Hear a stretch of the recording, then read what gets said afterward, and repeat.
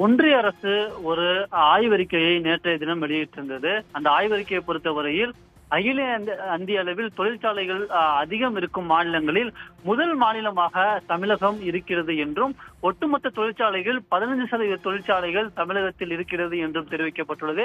மேலும் கடந்த ஆண்டு 2023-24 ஆண்டை பொறுத்தவரையில் தமிழகம்தான் அதிக வேலை வாய்ப்பை கொடுத்துள்ளதாகவும் அந்த அறிக்கையில் தெரிவிக்கப்பட்டுள்ளது.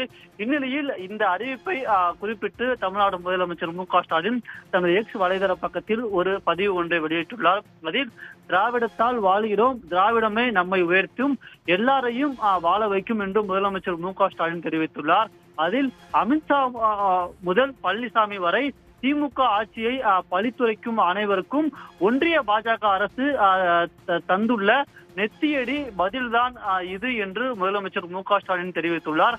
சட்டம் ஒழுங்கை பேணி காத்து தொழில் செய்வதற்கான சூழலை மேம்படுத்தி தடையற்ற மின்சாரம், போக்குவரத்து வசதிகள் என அடிப்படை கட்டமைப்பு வசதிகளை உருவாக்கி வேலைக்கு தேவையான திறன்களை இளம் தலைமுறையினருக்கு அளித்து நாம் நாளும் தீட்டிய திட்டங்களால் இந்த சாதனை சாத்தியமாகி உள்ளதாக முதலமைச்சர் மு.க.ஸ்டாலின் தெரிவித்துள்ளார்.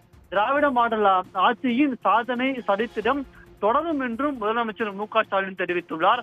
அரசியல் காழ்ப்புணர்வு காரணமாக திமுக ஆட்சிக்கு எதிராக அள்ளி வீசப்படும் அவதூறுகளில் சத்தும் இல்லை என்றும், சாரமும் இல்லை என மக்கள் புறந்தள்வார்கள் என்றும் முதலமைச்சர் மு.க.ஸ்டாலின் தனது எக்ஸ் வலைதள பக்கத்தில் வெளியிட்டுள்ள அந்த பதிவில் தெரிவித்துள்ளார்.